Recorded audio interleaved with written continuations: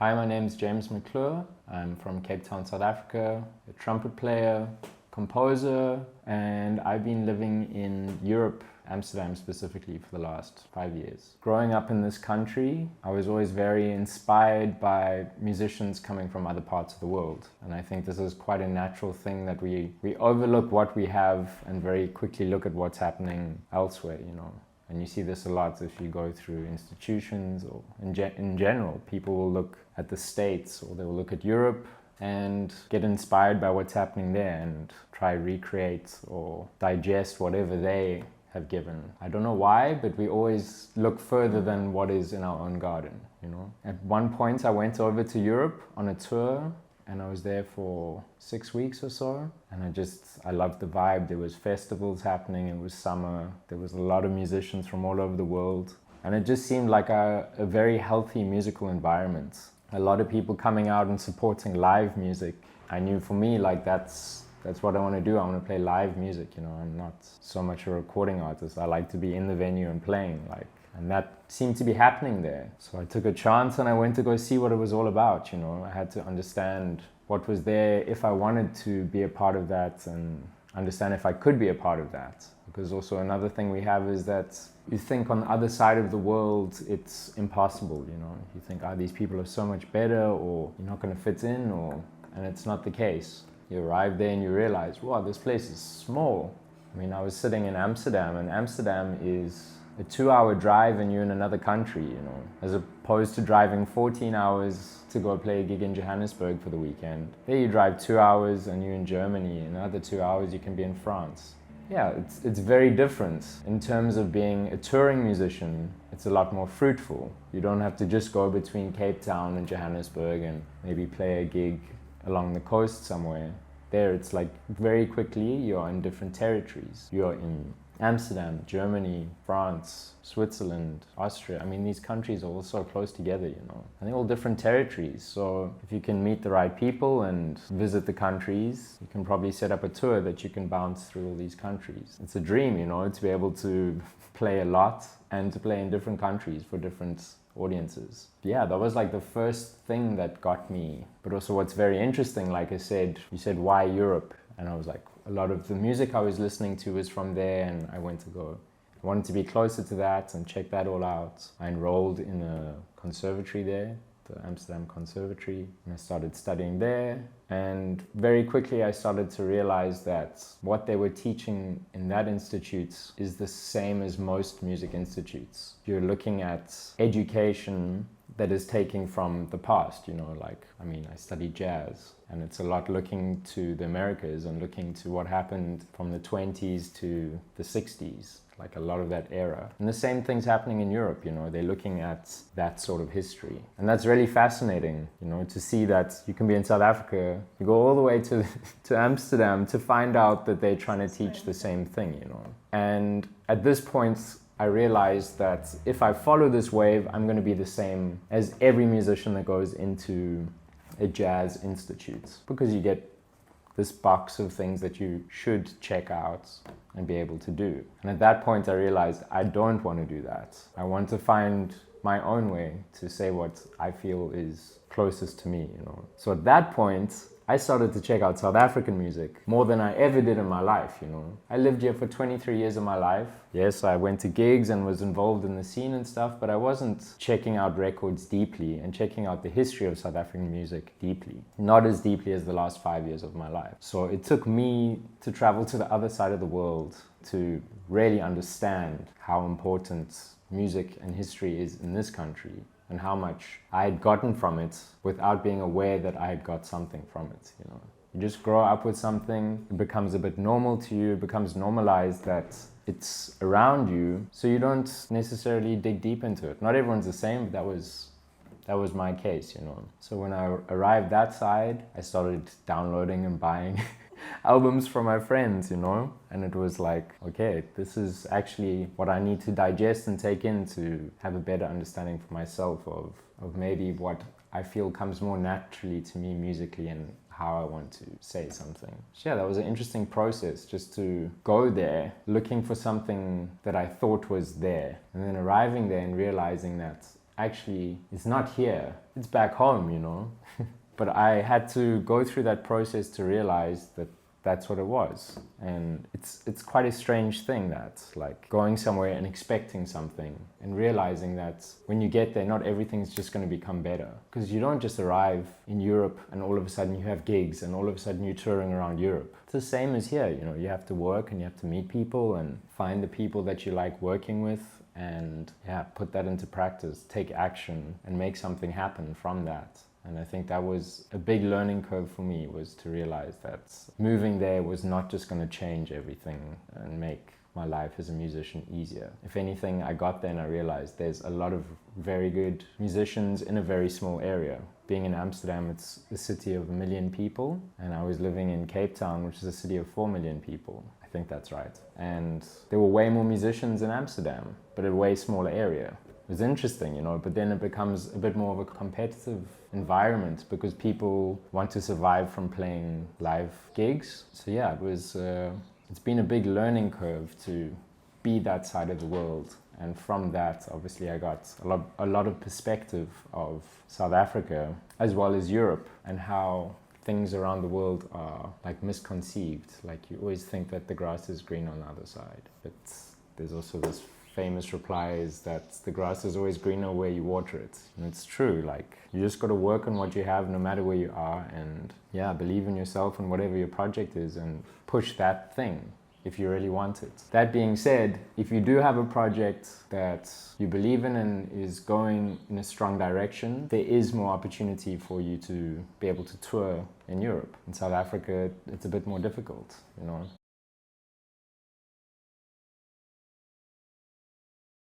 So there was different phases in checking out different musicians, of course. I would say at the start when I got there, I was introduced to a couple of South African musicians or records that I hadn't heard while I was in South Africa by South African musicians. But I was introduced to these records from Dutch people. And because a lot of South African musicians were exiled, you'd find that they were releasing records in the Netherlands, in the UK, under certain labels, and those vinyls were being printed and sold there, but a lot of them probably never arrived here, you know. So it was almost embarrassing sometimes when you meet someone and they say, hey, do you know this and that person or this and that record? And I had no idea. And one of the first records was The Indestructible Beat of Soweto, and it's a compilation album. And this was music straight out of Soweto, the townships, you know. Such a beautiful record. And I just hadn't heard of a bunch of this music. And maybe people were aware of it, but just for me, I hadn't come across that, you know. So that was one of the first things I got into, and just listening to the grooves and the melodies, and it was like, I love this, you know, and I miss this, and I can't believe I don't know this. So that was one of the first records, and then I started listening to Mongezi Feza, a trumpet player who used to play with Chris McGregor and the Brotherhood of Breath, and they were all in the UK, and Mongezi Feza was a trumpet player I'd never heard of, and he's probably one of my favorite South African trumpet players, but I only discovered him in the last 5 years. You know, those were probably two highlights that I can think of. And listening to Louis Maholo. In the beginning, that was the stuff that really excited me. Also because the music was talking about a lot without saying anything. I mean, you could hear it in the music, you know, that it was coming from a heavy place, a place of oppression, and something that I hadn't studied enough also at that time. You know, I didn't know enough, not just the musical history, but I didn't understand enough of the history of this country and what it had been through and why. Once I started to become familiar with the music, I realized that all this music was coming from a period of time where people were faced with a lot of heavy stuff outside of music, you know, just in trying to live their daily lives. And I realized at this point that I didn't know enough about the history of South Africa and where this music was coming from and why it was coming out in this way. And when you listen to Brotherhood of Breath or Louis Maholo, I mean, that's a lot what I was checking out at that time. I mean, this music is, it's saying so much, you know, without any words. It's just like the expression and the feeling that's coming through in the music is so strong and so genuine, so pure, you know. If I listen to most records, you don't have that feeling. Yeah, and when I heard this, it was like, I want that, you know, I want to have this in my music.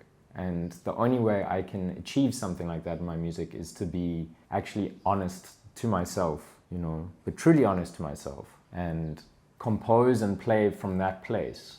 Because I didn't want to be someone who's now going back and checking out my favorite artists and copying them, digesting that, and trying to regurgitate that. You know, you want to have something that is unique to you, you know, and that is truly you.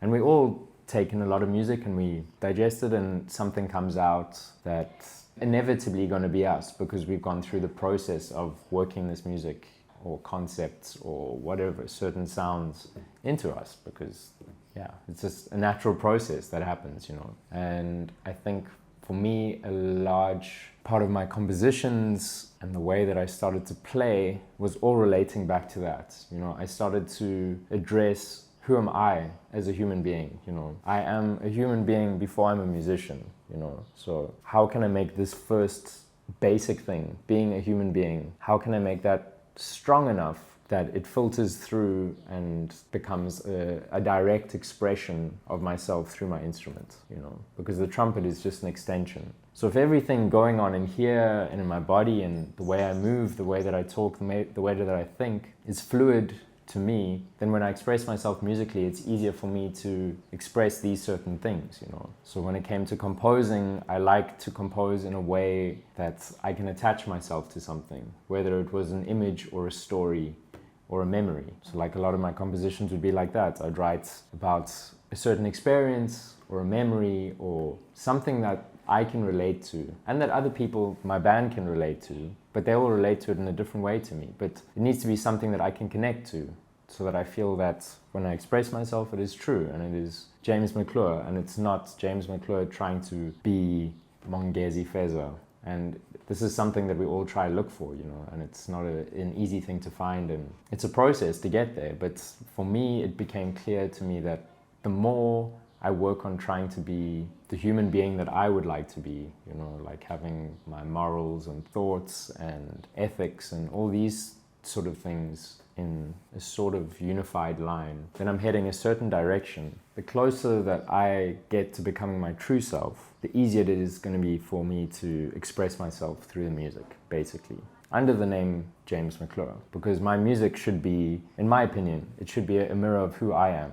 you know, and what I want to say as a human being, and what I want to be like as a human being, how I want people to see, hear, feel, touch, smell, whatever. Like that needs to all come out in the music, you know. And again, like the closer I can get to becoming myself, my true self, the easier it is going to be for me to express myself. And I think that was a way for me to try and find my individual voice, was figuring out who I am, more than trying to figure out what I can and can't play on the instrument, you know. Trying to figure out ways for me to connect myself to the instrument became more important. Understanding the instrument well enough that if a certain moment comes up and you go for it, something is going to come out like that. And I think that's also what we're trying to look for, not just trying to find your sound or your voice, whatever, but just trying to find like your true expression. Like how can you express yourself as accurately as possible through the instrument, but whatever's going on in your body, you know. So for me, it was more interesting to work on breathing, getting into a certain mind state, like a certain flow, that things can just happen, you know. You know, this feeling when you're standing on stage and you're playing with the band and it feels so good that it almost feels like you're looking at yourself from above, you know. You know that feeling. It's like the band is just so happening. And for me, if I can get to that space as often as possible for the rest of my life, I'm going to be super happy, you know, because that's the one thing that like keeps me buzzing.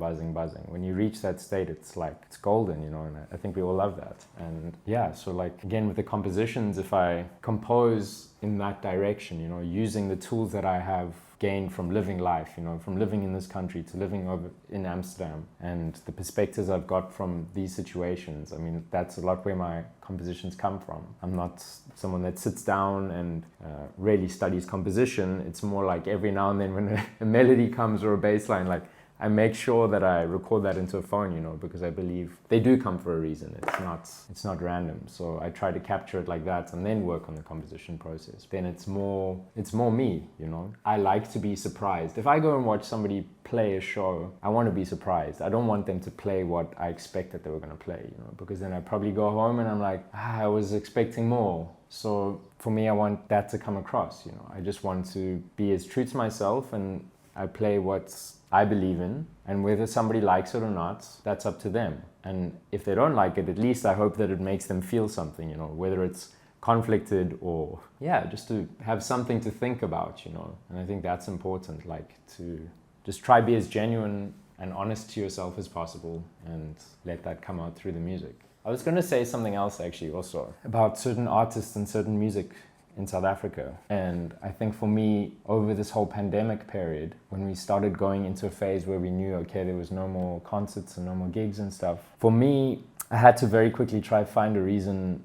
why am I practicing? Why am I playing music? I needed to give myself a reason to be able to do this, because when you sit and you play by yourself in a room for 2-3 weeks and you've been playing at least a gig a week, it feels quite different. And after a while, you can get bored of, practicing certain things. So, especially knowing that there's not something to practice for, for me, I really like to have a deadline. This gives me something to work towards, and for me, it's been very healthy to have that. And then when you know that, okay, you actually don't know when you're going to play again, then you now have to, for me, I had to find this reason that I can practice and be working on something, and why. So I started to research certain musics that didn't rely on a performance aspect. I very quickly was put in the direction of South African bow music, like Madusini, Mantombi, I forget her last name now, she put out a record 2 years ago, her debut record at the age of 86. Old Xhosa women singing in their mother tongue. And this music, it wasn't meant to be performed. It was played for a different purpose, And there was also Tuvan throat singing. These guys that sit at the base of the mountain or at a river just by themselves, and they sing and go to a very deep place, just through the music. And looking at the Imbira and Zimbabwean rituals, but that was also maybe a performance aspect. But trying to find music that wasn't meant to be for performance, but the reason for the music was to almost heal the self. Or to be connecting to nature or to another human being. And I think it also with the bow music, the Tuhadi, they would play so that the chamber would resonate on the pregnant mother's stomach. So it became this resonation thing. Excuse my lack of knowledge of exactly what it was for, but I'm quite sure it was for pregnant women to play these tunes that it would resonate on the stomach, and it's like a song to the baby, So this is now, you're not playing to perform, you're playing for yourself or for someone else or to connect. And in this time it became, the question for me was, okay, how can I find this? How can I find a space within myself that I'm able to practice and reach that sort of aspect, how can I be playing for myself and treat it as if I'm performing for myself, or playing songs for myself. I don't want to just sit here and practice whatever, scales or somebody else's music for months and months. For me, it became important, why am I playing every day and how can I play for myself? And again, finding certain South African artists at this moment was very helpful, because I realized a way to make that connection, and I started to also write music in that way, that it was I was writing hymns for myself or chants and trying to make it something that's more meaningful. And I'd play a hymn or a lullaby for a month, 2 months, 3 months, just something for myself that I'd play every day, and it was this thing that would connect me back to a certain place, or I wrote that melody when this or this or this was going on. And in 2020 there was a lot of things going on, so it was giving me a lot of motivation to write more and more hymns and chants and lullabies and these sort of things. And that was a way for me to find a reason to want to practice, or it gave my practice meaning, as opposed to just going and playing a long note or an etude or whatever, some popular music. It was something that really connected me to my way of practicing, I think. And that was important for me, super important.